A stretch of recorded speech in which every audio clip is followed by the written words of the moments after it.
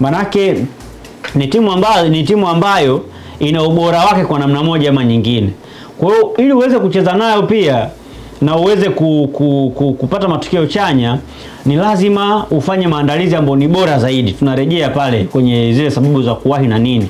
Kwa hiyo hivyo ni vitu ambavyo Simba pia wamevizingatia kwa namna moja ama nyingine kuhakikisha kwamba wanaenda kupata matokeo mazuri na matokeo ya ushindi. Ingawa hii timu kitazama kwenye takwimu zake sio takwimu ambazo Simba wanaweza kuziogopa sana, hasa kwenye mechi hizi za kombe la shirikisho. Wamecheza mechi 17. Wamefunga magoli 19. Ni magoli machache sana kwenye michezo 17 ya kucheza. Maana yake hapo tunapiga ni wastani wa kufunga goli moja na pointi kadhaa kwenye kila mchezo. Sasa kwa timu ambayo imecheza, timu inayotisha kwenye michezo 17, walau ikiwa imefunga magoli 30 na kitu, unaweza ukahofia. Hiyo michezo 17 ya wapi na wapi? Ya ligi. Okay. Nazungumza kwenye ligi yao ya ndani. Maana yake unaweza ukahofia kwamba hii timu ina safu nzuri ya ushambuliaji, inapaswa kuwa makini. Lakini kwa timu ambayo imecheza michezo 17 imefunga magoli 19 kwenye ligi, hiyo sio timu ambayo unaweza kuihofia kwa hivyo, kwa sababu manake ni wastani wa kufunga bao moja kwenye kila mchezo. Bao moja pointi kadhaa, manake magoli 19 kuna tofauti ya magoli mawili kwenye ile michezo kutai michezo 19, sio? Manake kwa mimi sioni kama ni takwimu za kutisha kwenye eneo la kushambulia. Tofauti na ile timu ambayo unaenda kucheza nao kwenye michezo 17 imefunga sio magoli 30 na kitu. Manake ni timu ambayo wastani wake ni magoli mawili kwenye kila mchezo. Ina maana lazima uwe makini. Lakini kwa timu ambayo imefunga wastani wa goli moja kwenye kila mchezo, tena kwenye ligi pia ya kama ya Misri, ni lazima pia uwe na kuna kahueni fulani unakapata. Kwa maana ya kwamba unaweza tu kuandaa mpango mzuri tu wa kuwalinda na ukaweza vizuri, kwa sababu wanaonyesha kwamba sio timu ambayo ina makali sana kwenye kushambulia. Maana ni timu ambayo haiwezi kukutisha kwa namna moja ama nyingine. Wameruhusu magoli 11 kwenye ligi kwenye michezo ambayo wamecheza mpaka hivi sasa, kwenye michezo 17.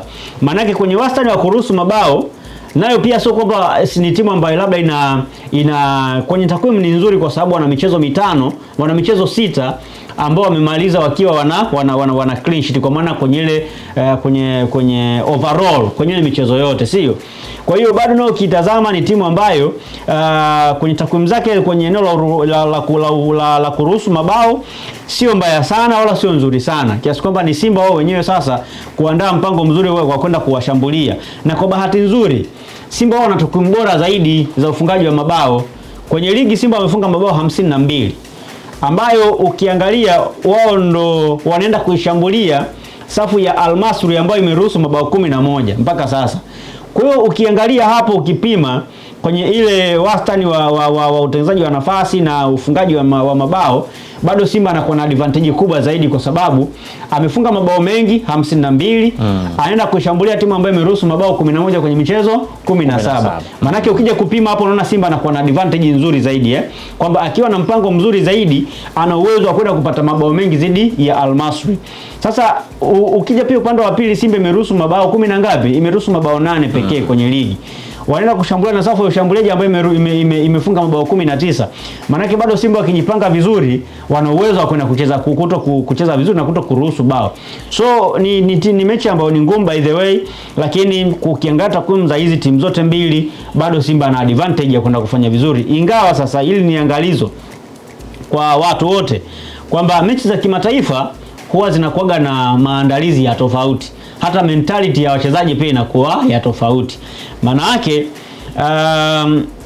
Simba wanajua kwamba ili kufuzu ni lazima wapate ushindi kwenye mechi zote mbili, au waongoze kwa ushindi kwenye mechi zote mbili. Al Masry the same, wanajua ili waweze kufuzu ni lazima waongoze kwa ushindi kwenye mechi zote mbili.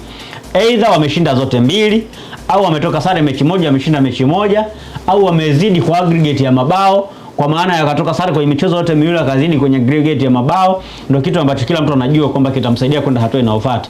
Maana yake lazima tahadhari iwepo, na tahadhari yako lazima ijikite kwenye kuhakikisha kwamba kwa kama ni kuruhusu mabao unaruhusu mabao machache, lakini kama ni kushinda basi unashinda mechi zako vizuri bila kuwa na pingamizi lolote, kitu ambacho kinaweza kufanya pia hizo mechi kwa upande mwingine kuwa ngumu zaidi, kwa sababu maandalizi ya kimataifa siku zote huwa yanakuwa na tofauti na haya maandalizi ya kawaida.